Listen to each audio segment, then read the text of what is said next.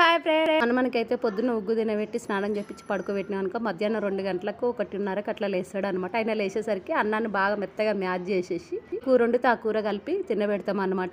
అయితే మధ్యాహ్నానికి గడ్డ పులుసు వేసి తినబెడుతున్నాను. ఒక బుంద సతాయిస్తాడు, అతని నోటికి రుచి దొరికింది అనుకో యథాస్థితిగా తినేస్తాడు. నాకు నిలబెట్టిన తర్వాత నేనైతే గోంగూర పచ్చడి పెట్టుకొని తింటున్నాను. చాలా బాగుంటదండి గోంగూర పచ్చడి. 15 డేస్ క్రితము నిల్వ పచ్చడి లెక్క చేసినాను అనమాట, తెల్ల గోంగూరతోటి. మా ఓనర్ అక్క చెప్పినట్టు ఆమె ప్రాసెస్ ప్రకారమే గోంగూర పచ్చడి చేసినాను. 2-3 నెలలు నిల్వ ఉంటుంది. 10 కట్టల గోంగూరకి 1/2 కేజీ నూనె దాకా పట్టింది. కాకపోతే నిల్వ పచ్చడి కదా, చాలా బాగుంది.